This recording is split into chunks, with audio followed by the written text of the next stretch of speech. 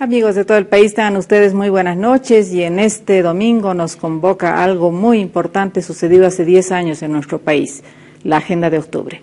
Vamos a reflexionar, vamos a repasar y vamos a hacer las recomendaciones necesarias a propósito de este panel que nos acompaña en este domingo. Comenzamos.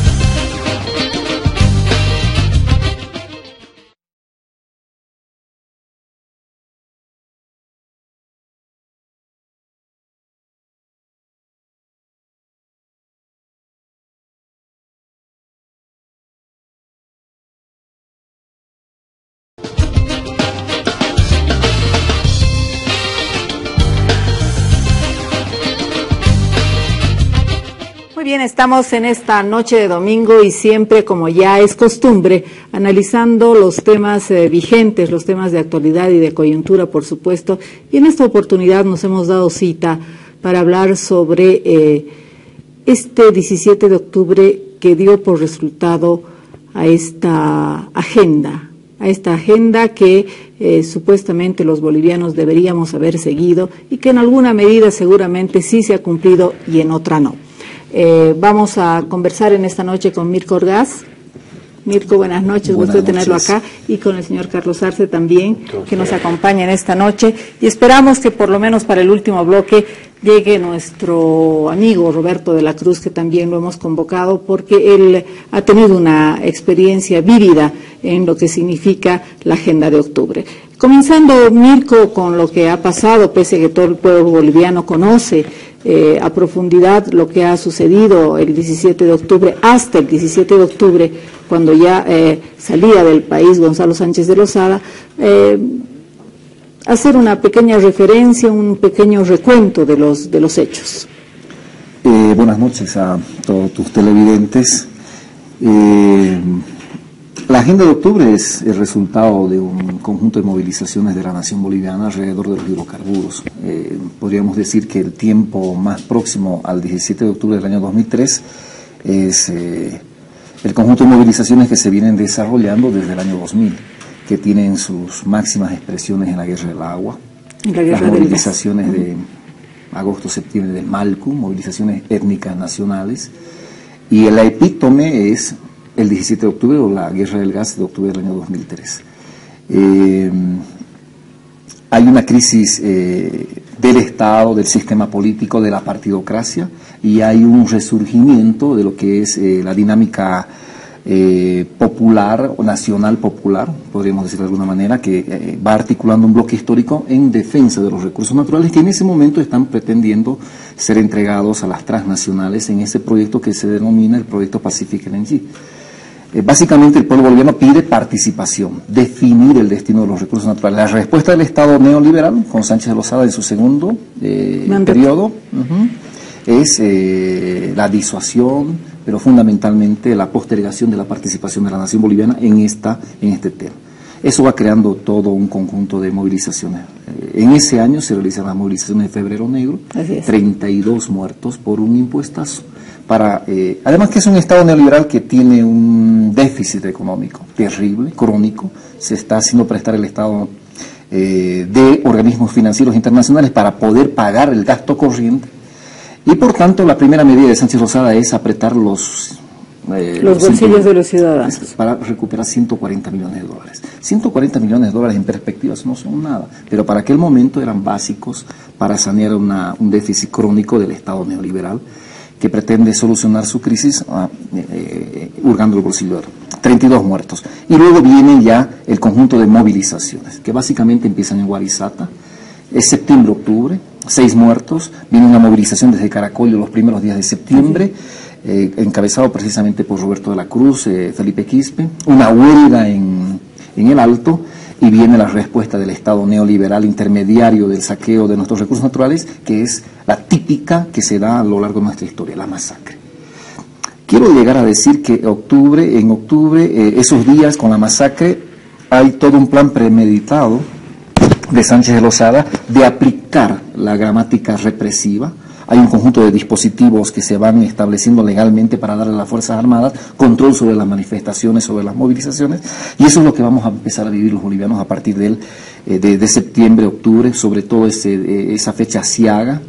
Precisamente estos días se recuerda aquello cuando viene el convoy de la muerte, que es un decreto orientado a trasladar gasolina diésel para los surtidores de la ciudad de La Paz, que van a resultar en ese genocidio de más de 20 personas muertas en una sola jornada. Entonces, estos son los datos, la crónica a grandes rasgos de octubre. Carlos, hace poquito hemos recordado 31 años de ejercicio de la democracia en nuestro país, 31 años donde reflejan distintos tipos de democracia pactada, democracia de acuerdos, democracia de conveniencias, democracias donde en realidad lo único que hacía el ciudadano de democracia es ir al voto. ¿Cuál es su visión a propósito de esto que ha sucedido con la agenda de octubre? Porque en ese momento es donde colapsa todo y los años precedentes. Bueno, no es sorprendente lo que pasa, ¿no? Es decir, en Bolivia ha habido muchísimos, en la historia, digamos, muchísimos hechos en los que se ha visto el desgaste de un sistema electoral, de un sistema político. Y la democracia en el capitalismo es siempre dictadura de la clase dominante, ¿no? De un sector, de una fracción, etcétera. Entonces, en estos 31 hemos vivido eso, que es exactamente lo que usted ha descrito, que la gente va a votar y tiene una ilusión de que está gobernando, de que está decidiendo. Pero en octubre del 2003 lo que se ha visto en realidad es una crisis de ese sistema político, y lo más importante, que la gente ya se quitó el velo de esta falsa ilusión democrática que nos vende este sistema de democracia liberal, de que todos somos iguales ante la ley, de que tenemos todos los mismos derechos, etc. Para la gente ya eso no servía, esa imagen ya no era la que podía aceptar. Para la gente en octubre había llegado, digamos, a la culminación la certeza de que en realidad era un gobierno de unos pocos, pero al servicio además de intereses transnacionales, de intereses capitalistas de fuera, ¿no? Eso estaba clarísimo. Por eso es que la consigna, el motivo de la lucha es el tema de los hidrocarburos, porque podía haber sido otra cosa, ¿no es cierto? Podía haber sido las minas, o la industria, o la deuda externa, o lo que sea. No fue eso, porque era el corazón del sistema, del modelo neoliberal, ¿no? En Bolivia siempre la burguesía no cree pues en sí misma, ¿no? Ha fracasado históricamente. Y ya desde Fernando Baptista, que era el abogado de las grandes empresas, decían: el sino nuestro es depender de la inversión extranjera, es decir, no podemos ir más allá y tenemos que ser vendedores de materias primas. Eso para la gente lo ha vivido en muchísimos otros momentos, ¿no es cierto?, con el petróleo antes, con el estaño, etcétera. Entonces, para la gente había caído esa ilusión, y yo creo que buscaba más que solamente plantearse lo que se ha denominado después la agenda de octubre en los puntos específicos de recuperación de los hidrocarburos, ¿no? Quería ir más allá, quería en realidad hacer otra cosa de este Estado y decidir ellos efectivamente, y ya no mediante el voto y la entrega de su confianza a estos grupos que al final manejan el Estado como su hacienda, ¿no? Y el 2002 todos discuten sobre el gas, plantean políticas, incluido el MAS, que va a entrar ahí al Parlamento. Lo trágico para mí de esta gran movilización, de esta revolución, podríamos decir, frustrada del 2003, es que la salida del 2003, de la caída de Gómez Sánchez de Lozada, no acaba con lo que la gente estaba haciendo, es decir, con la perspectiva que tenía la gente. Si no, acaba en realidad otra vez en manos de la misma gente del sistema. No hay que olvidar que el referéndum y la posterior ley de hidrocarburos la definen los mismos parlamentarios que habían entrado en el 2002. Es decir, la misma gente, las mayorías, minorías, las que se cuoteaban el Parlamento y todo el Estado, etc., son las mismas las que deciden. Inclusive nos toman el pelo porque el 2004 votamos por un referéndum en el que nos hacían unas preguntas. El plebiscito quiere decir que a uno se le pregunta y eso tiene que convertirse en ley, como fue la autonomía universitaria, donde le preguntaron y le dijeron vote por una frase que dice: a partir de ahora las universidades del sistema boliviano son autónomas. Se vota eso y eso se vuelve ley. En el referéndum nos ponen unas preguntas, votamos y luego interpretan otros, que es lo que habíamos dicho nosotros en nuestro voto. A referencia a lo que dice Carlos Arce, Mirko, el año 92 empezamos con esta ola de privatizaciones, luego la capitalización de las empresas nacionales, de las empresas más grandes, y por supuesto la inversión de las empresas transnacionales. Esta forma de gobernar el país ha tenido el desemboque en el 2003 y por supuesto lo que nombra don Carlos Arce, que dice no solamente es 2003, sino más allá todavía, donde más allá de la 3058, que es nuestra ley de hidrocarburos. Es un proceso donde claramente los bolivianos identificamos que es de esa forma en la que no nos gusta vivir en el país. Quisiéramos tener un país de repente mucho más soberano en cuanto a la administración de nuestros hidrocarburos, en cuanto a la industrialización de nuestros hidrocarburos, y es lo que marca la Agenda de 2003, sobre todo nacionalización de los hidrocarburos y Asamblea Constituyente, Mirko. E industrialización. La Asamblea Constituyente creo que viene más de tierras bajas, no es un planteamiento del pueblo alteño. Eso lo han dicho las propias organizaciones históricas. Y también nosotros en la investigación concreta hemos revisado las resoluciones, por ejemplo, de la FEJUVE del periodo, y no hay Asamblea Constituyente. Asamblea Constituyente viene de esta reminiscencia de las marchas indígenas y es más un tema más inherente a tierras bajas, ¿no? Del sector indígena del Oriente, que viene con sus 3, 4, 5 marchas hasta la sede de gobierno, y la más importante en la década de los 90 precisamente. Pero volviendo a la capitalización y a tu pregunta, es la epítome del sistema neoliberal. Es decir, el neoliberalismo tiene en Bolivia su punto más alto con la capitalización y la ley de hidrocarburos 1609. Las leyes que entregan definitivamente los hidrocarburos a las empresas transnacionales, y en lo inmediato y en el plano más mediano van a generar crisis económica, que va a ser leído por la nación boliviana. Menos fábricas, menos empleo, apropiación por las transnacionales de la riqueza nacional. Eso es lo que se va a discutir en el periodo antes de las movilizaciones del año 2000-2003. La capitalización es un mal negocio. Se tupacamariza, para utilizar una figura histórica, a IPFB en 3 partes: transportes, Chaco y Transredes, Chaco y Andina. Se entregan por bagatelas, a precio de gallina muerta, se dice en el periodo, pero eso va a generar un descuartizamiento de la base económica del Estado boliviano. No va a tener ningún sustento ese Estado. Por eso es un Estado deficitario, que Sánchez de Lozada pretende solucionar aplicando mayores impuestos ya en su segundo periodo. Es contra esa epítome del neoliberalismo que la nación boliviana empieza a organizarse. Y lo primero que recupera en su memoria histórica es la defensa de los hidrocarburos en la guerra del Chaco. ¿Quiénes habían ido allá? Esos indios a los cuales despreciaban en la década de los 30, que los habían sacado de sus comunidades para la última defensa que hace la nación boliviana frente al ejército paraguayo, y que es exitosa más bien. Esa es la memoria que empieza a reactivarse, y lo que se va a discutir desde el año 2000 hasta el año 2003 con organizaciones no gubernamentales, con líderes, voy a mencionar algunos: Enrique Mariaca y Codepanal, solo uno, para no entrar en más, que van a concientizar a partir de talleres, cursos, la necesidad de defender los hidrocarburos frente a la entrega aún más agresiva por Sánchez de Lozada de estos recursos, que son, en la lectura popular, la base de la salvación nacional, la última base.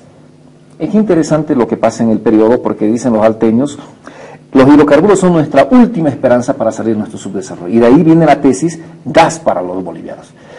No he encontrado ningún referente a nivel de América Latina donde la lucidez del obrero nacional, campesino, este bloque histórico, sea tan lúcida. La agenda de octubre no es cualquier agenda. La agenda puede parecer muy técnica en su denominación, pero la agenda de octubre, conformada por nacionalización, refundación de las empresas estratégicas e industrialización, está respondiendo a la caracterización de un país dependiente, empobrecido, que no ha podido salir del capitalismo, de un país monoproductor, etc. Carlos, la agenda de octubre no ha sido solamente una lucha del pueblo alteño. Es una agenda que se ha venido gestando por lo menos unos 10 años antes a través de diferentes instituciones y diferentes organizaciones sociales para llegar a lo que ha sido el 2003, cuando se dice, bueno, realmente esto no es lo que queremos los bolivianos, mirando un posterior gobierno de Sánchez de Lozada y pidiéndole a Carlos Mesa nacionalización de los hidrocarburos.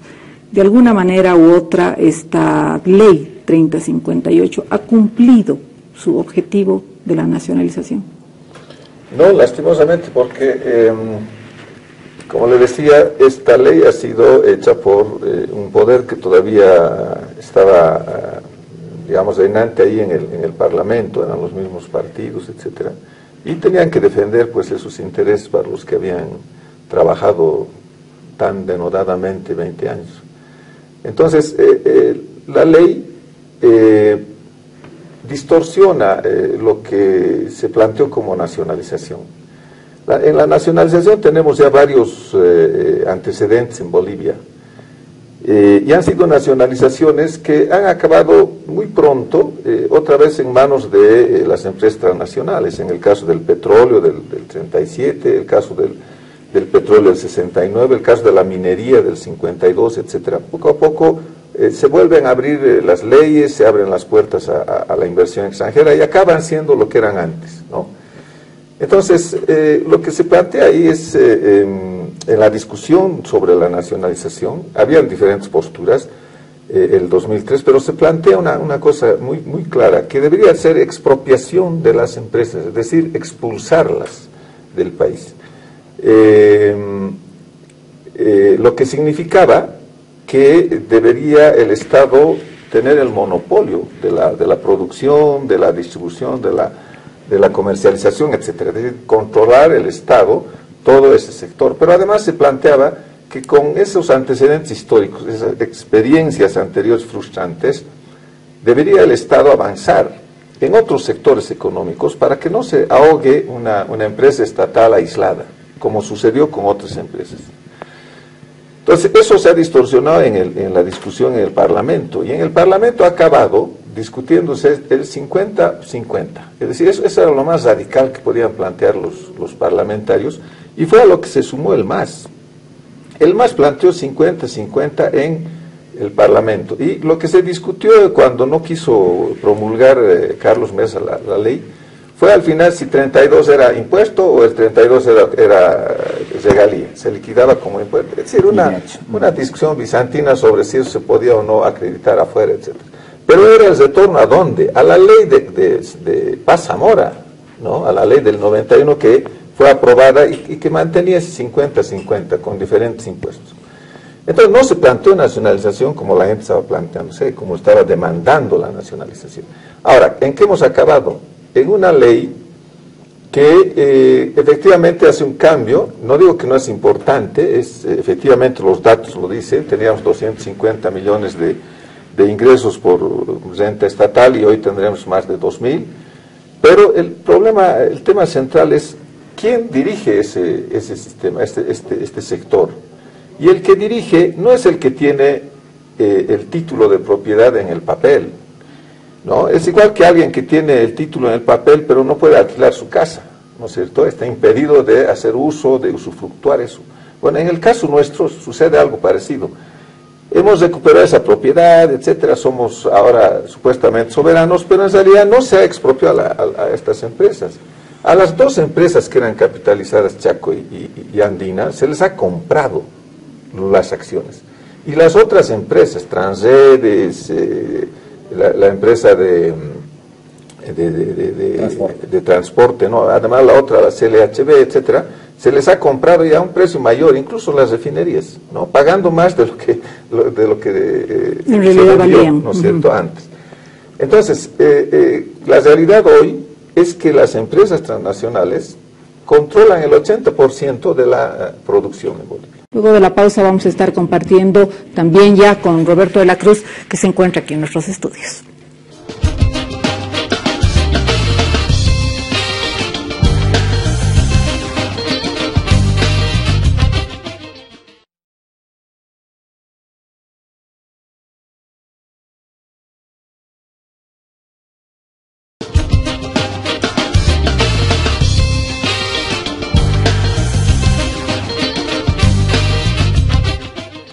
Muy bien, estamos en este domingo analizando, conversando y reflexionando sobre el tema de la agenda de octubre. Les voy a dar la bienvenida ya a partir de este bloque a Roberto de la Cruz, que ha sido una persona que ha vivido en carne propia las movilizaciones de este octubre y, por supuesto, que ha tenido un liderazgo en esas movilizaciones de octubre. Buenas noches, Roberto, gusto de tenerlo acá. Y bueno, así una breve recapitulación de lo que se acuerda de las movilizaciones de octubre. Un abrazo, hermana, a Mirko, a Carlos y a la audiencia de todo el país. Hablar de octubre, yo creo que no es suficiente, 30 minutos, 60 minutos, sino se necesita mucho más tiempo para recordar. Hablar de octubre es hablar de un proyecto nacional denominado Agenda de Octubre 2003, y su contenido, si desarrollamos, es no solo para los salteños, sino para todo el país. Se han dado nacionalizaciones, no ha habido expropiación de las empresas continúan, ha habido una adecuación de contratos, que era lo mismo que decía Sánchez de Lozada en su oportunidad.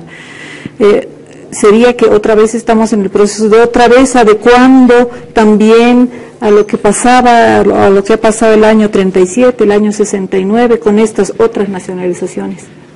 Hay un retroceso. Estamos, decía Carlos también, y lo parafraseo, con los incentivos, con estas prerrogativas que se le dan a las transnacionales como políticas de Estado recientemente, aperturar las áreas protegidas, por ejemplo, para la exploración, estos incentivos de $30, estamos yendo hacia antes, o a las condiciones de antes del 2000. Prerrogativas que las petroleras poco a poco están consiguiendo para sí, en desmedro, por supuesto, de la nación boliviana. El hecho de plantear que se postergue el pago del IDH y las regalías por 5 años. Por 5 años me parece una cosa realmente muy indicativa de esta actual política que está en retroceso, muy indicativo, y que obviamente la nación boliviana tiene que empezar a evaluar en el marco de esta recuperación de los 10 años de la Agenda de Octubre. Pero yo quisiera, digamos, decir que aparte de que no ha habido nacionalización con expropiación en el sentido clásico del término, que no manejamos, que no monopolizamos la producción, y como decía Carlos, 80% estarían en manos de las transnacionales, el otro gran problema de la Agenda de Octubre es la industrialización. Esa tesis del alto gas para los bolivianos es una tesis incumplida. Es decir, hoy por hoy el gas está yendo 2/3 al mercado externo, Brasil, Argentina, y solo 1/3, y eso mucho menos en el mercado interno. Es decir, lo suficiente como para que no nos ahoguemos, pero no hay gas para las fábricas de cemento, no hay gas para el desarrollo industrial alteño, no hay gas para el litio. Hace unos días escuché la noticia del Ejecutivo en el sentido de que Potosí no podría contar con sus cementeras porque no dispone de gas, y que pasaría eso por la construcción de un gasoducto que vendría del sur. Bueno, es una cosa, habría que ver un poco más en detalle esta posición gubernamental, pero de hecho está hablando muy bien de que hemos construido nuevamente gasoductos hacia afuera, pero no hemos construido gasoductos para el mercado interno. Entonces, está pendiente la otra gran propuesta del pueblo alteño en la Agenda de Octubre, que es la industrialización. Bien, Carlos, está pendiente la industrialización. ¿Qué hace que hoy día el país esté recibiendo mucho más recursos? Me dirá, Carlos, usted, los precios internacionales del petróleo, del gas, hace que Bolivia esté recibiendo mucho más recursos que en el pasado. ¿Por qué es esta situación? Bueno, efectivamente son las cotizaciones internacionales, y no solamente del petróleo, ¿no? Del gas, es también de los minerales. La ley efectivamente, le decía, permite que el Estado pueda controlar una parte importante del excedente, ¿no? Pero no es como dice el gobierno 82-18, que se ha dado la vuelta a la torta, ¿no? Son los 50 que se habían aprobado en la ley, ¿no es cierto?, que fue el producto de la lucha de los salteños, de los campesinos, de los trabajadores de ese momento, y un 15% variable, que es el que se ha incrementado en los contratos, ¿no es cierto?, que son utilidades, en realidad, que es una división de las utilidades de los contratos, pero a costa de que el control permanezca en quienes tienen las reservas y los que tienen los medios para poder producir. La producción de petróleo ha caído, de los líquidos, ¿no?, desde el 2006. Y la producción de gas recién ha recuperado últimamente, cuando el gobierno ha empezado a dar estos mensajes de acercamiento con las transnacionales en los sucesivos congresos de la Cámara de Hidrocarburos. Y les ha dicho, les voy a dar 7 nuevas ventajas, eso ha dicho el viceministro. Y luego ha aparecido el jefe de yacimientos prometiéndoles esta pausa de los pago de los impuestos, ¿no es cierto? Entonces recién han empezado a producir. Es decir, ha estado estancada la producción de gas pese a los altos precios. Y ha estado cayendo la producción de líquidos. Entonces, obviamente, la consecuencia es que tenemos que importar diésel, tenemos que importar gasolina, hasta GLP, imagínense la nacionalización, importar GLP. Ahora, las salidas que se están dando, las políticas de industrialización que dicen los proyectos, en realidad no son de industrialización propiamente, ¿no? Son separación de líquidos, excepto el de urea.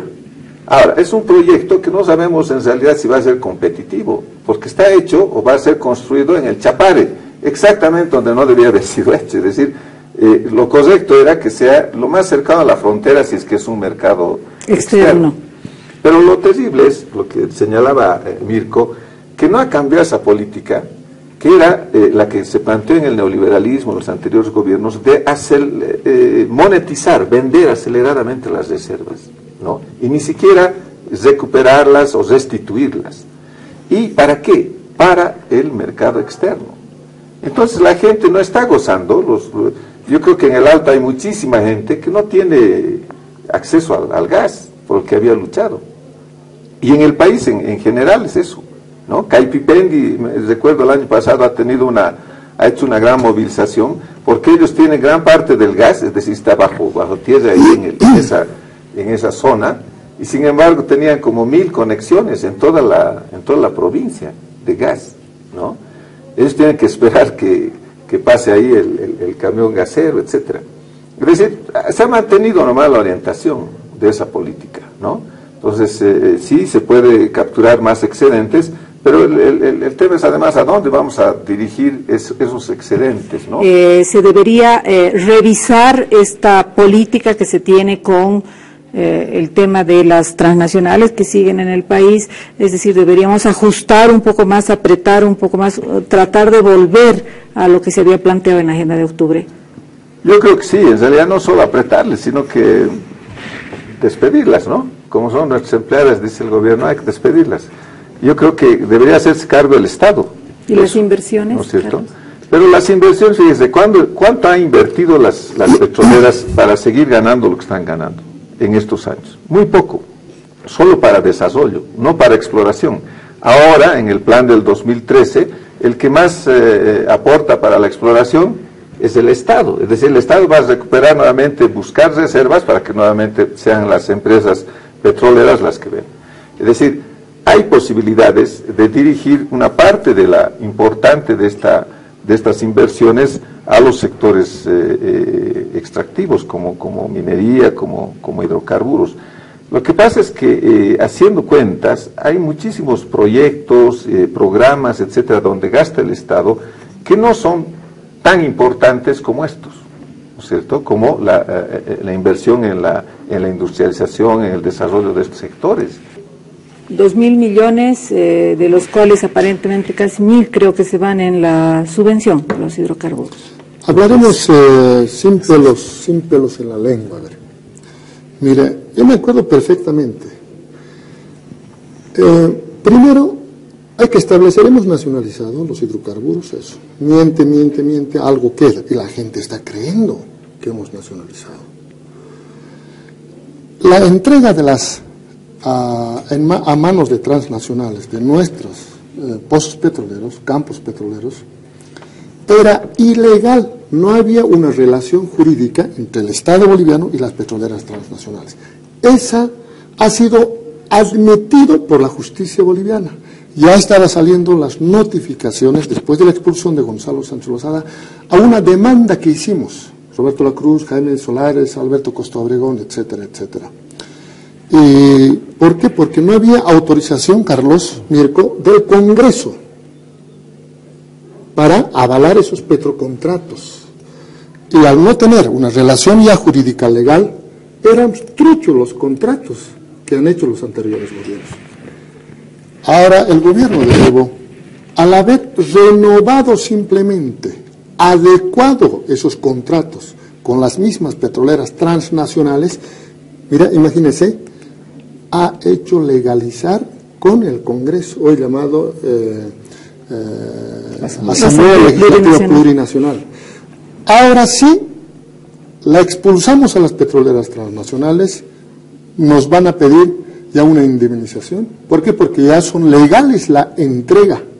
No queremos nosotros entrar a la historia negra del país, por eso en el Alto, al principio me decían, solo Roberto, parece ya loquito, dice que no hemos nacionalizado cuando han hecho ese acto de nacionalización.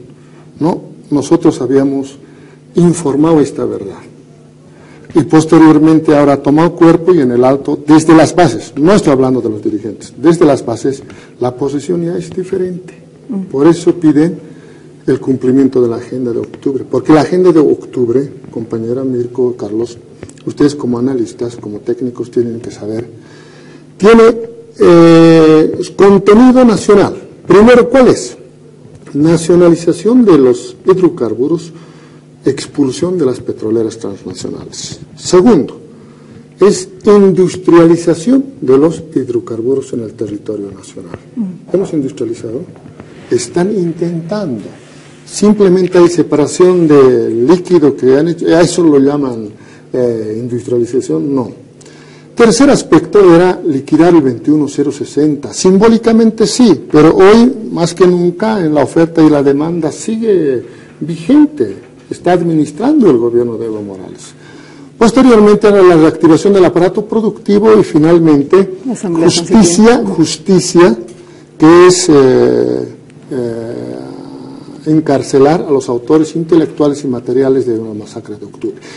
Haremos una pausita bien cortita, vamos a entrar al tercer bloque porque estamos hablando de la agenda de octubre y de las cosas cumplidas y de las cosas incumplidas.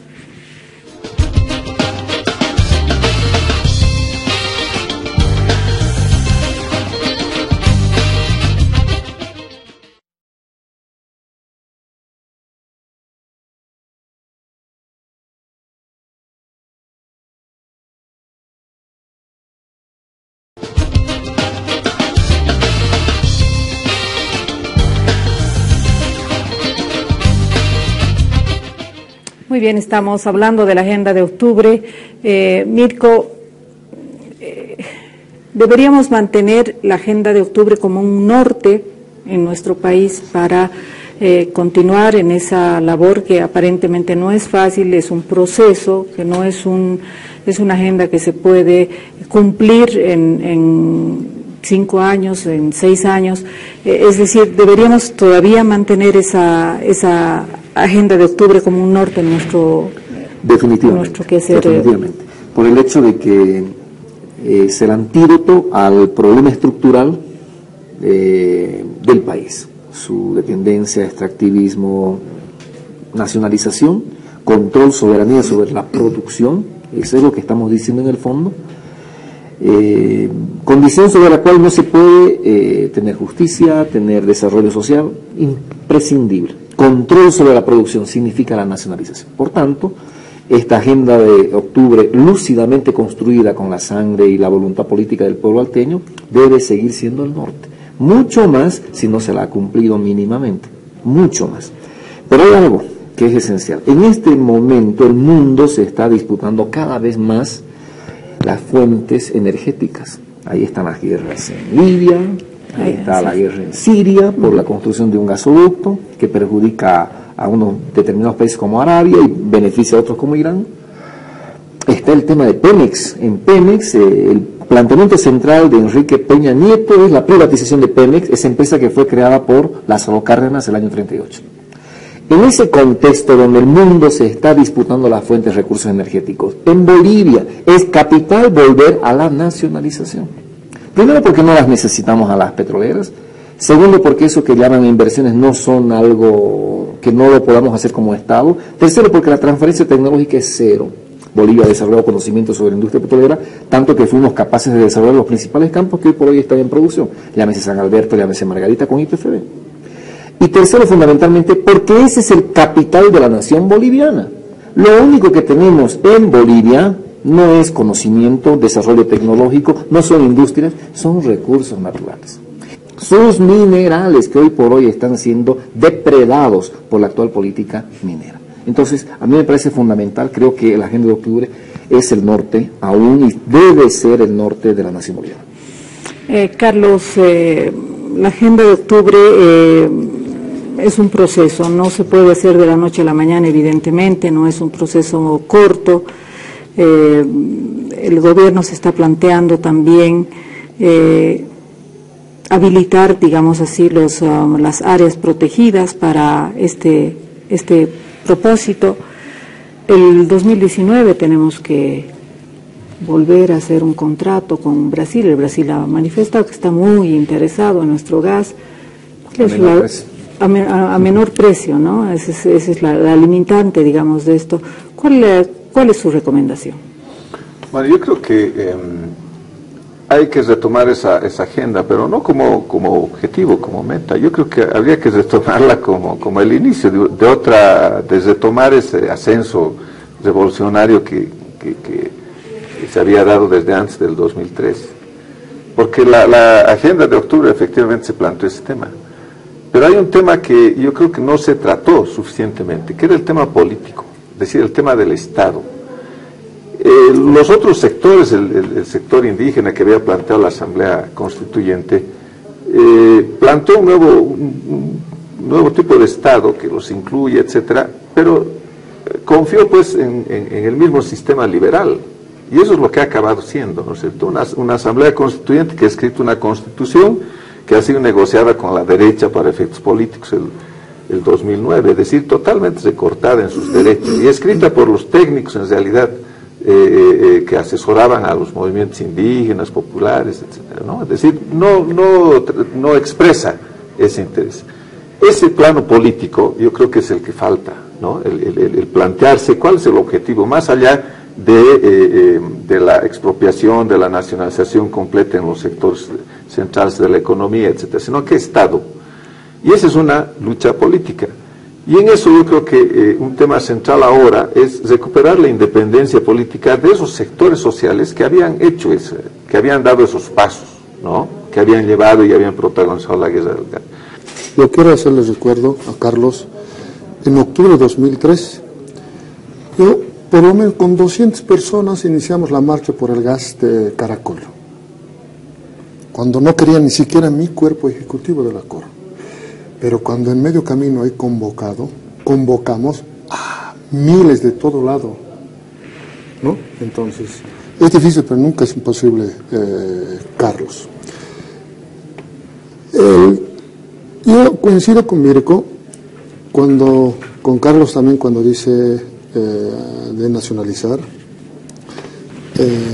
Primero hay que nacionalizar nosotros mismos, la forma de pensar, nuestro pensamiento. Seguimos pensando, si bien nos hemos liberado en teoría de los Estados Unidos, pero ahora estamos pensando sigue de otro país extranjero. Entonces no los hemos liberado. Seguimos siendo dependientes, ¿no?, de los poderes externos transnacionales. de las transnacionales. Entonces, primero lo que hay que hacer es apuntar es eso, hay que nacionalizar nuestra forma de pensar como bolivianos. A partir de eso ya podemos empezar a que las empresas estratégicas, de recursos estratégicos del país, sea administrado por el Estado boliviano. Entre tanto, solo va a quedar en teoría, porque actualmente, ¿no?, el gas, el 70%, cerca del 70% del gas que producimos, que tiene Bolivia, se va al mercado internacional de Brasil y Argentina, y por Argentina a Chile. Entonces nosotros estamos gozando del gas, si hemos nacionalizado. ¿Por qué no estamos gozando? ¿Por qué usted, hermano paseño, alteño, todos no tenemos el gas?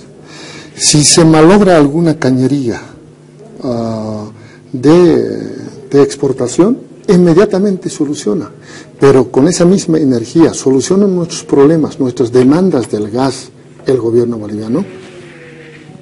Bien, Mirko, la última reflexión. Dentro de la oferta, estamos entrando a un periodo electoral, dentro de la oferta de del próximo gobierno, ya sea del MAS, ya sea de la oposición, debería estar justamente esto, radicalizar la política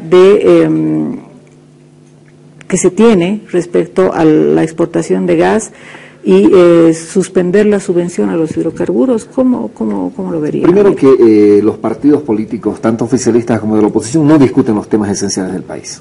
Bueno, discuten cualquier cosa, llámese escaños, llámese peleas interregionales, una y otra cosa con la cual van distrayendo a la nación boliviana día tras día, noche tras noche, de estos temas que son esenciales. Aquí estamos discutiendo el presente futuro. Aquí estamos discutiendo de que Bolivia no ha rebasado los límites de su dependencia, de su atraso, de su empobrecimiento. Y es eso lo que discute Gloria Medina, Costas, y lo que van a discutir aún más de cara a las elecciones, a ese circo electoral que llamaba Carlos, del cual se desprendió el pueblo alteño cuando se quitó el velo en octubre del año 2003 y dijo: yo quiero participar por mí mismo, no a través del partido ni del caudillo, por mí mismo. Quiero que se me consulte, señor Sánchez Lozada, en mi barrio, en mi sindicato, en mi federación de junta vecinal. Una democracia directa.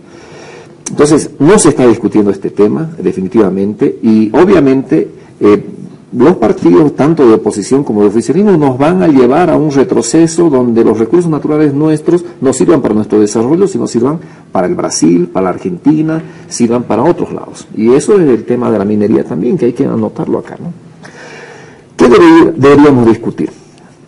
Hay que fortalecer nuestras empresas estatales en este propósito de tener control soberano sobre nuestros recursos naturales. Comibol es una de las empresas más descuidadas.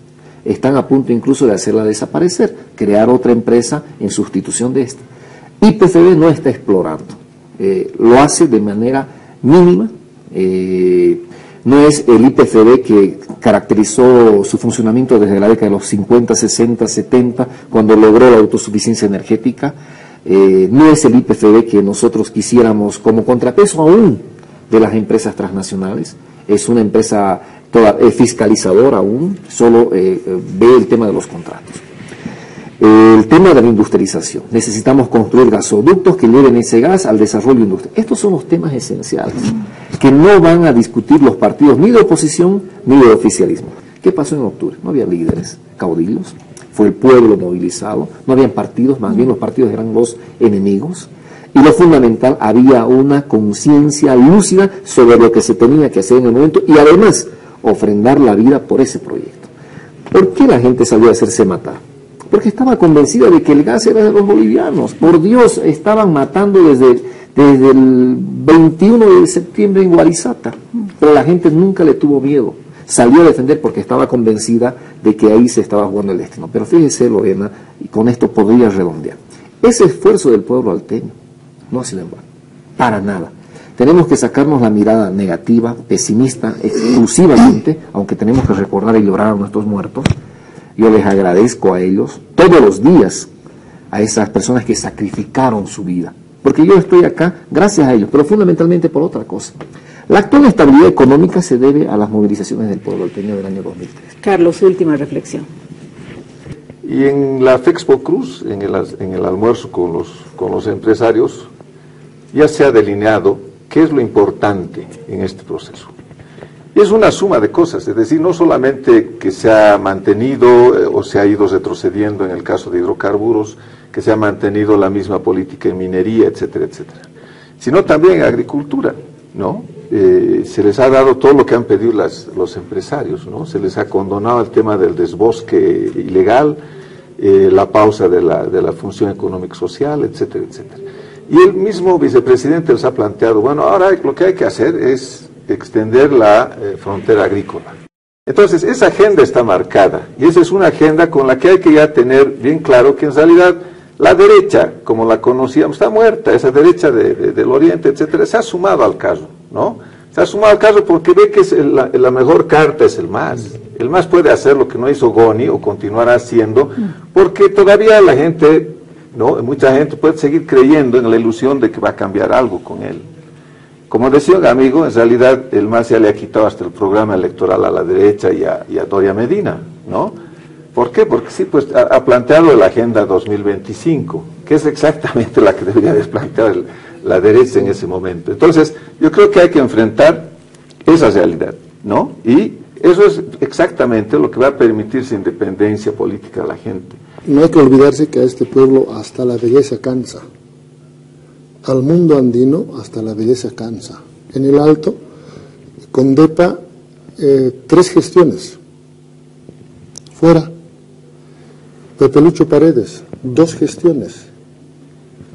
Y ahora el movimiento al socialismo ya está 2 gestiones. Hasta que viene, sería inclusive 3ª gestión, ¿no? Mire, en estos momentos los 3 estamos coincidiendo en tema estructural, pero no podemos también premiar para que no se alegre la derecha. En este momento la derecha debe estar de repente feliz. Mira, estos 3 hombres están hablando casi iguales. No. Los vendepatrias, como meneristas, como el OUN, No deben volver. todos los de la derecha no deben volver. Primera puntualización, para que no se confundas, no deben volver.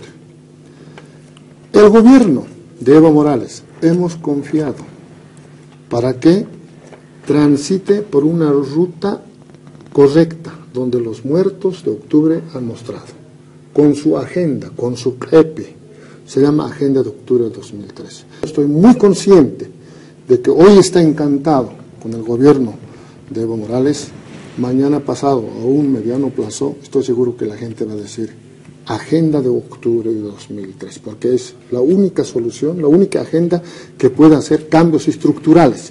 En ninguna otra agenda, sea 20, 25, 50, 100, va a matar a Octubre de 2003. Mirko Orgaz, Roberto de la Cruz, Carlos Arce, muchas gracias por reflexionar con nosotros esta noche. Importantes reflexiones, importantes pensamientos a propósito de lo estructural que tiene nuestro país, que es la vida del gas. Nosotros volveremos el próximo domingo a la misma hora. Buenas noches.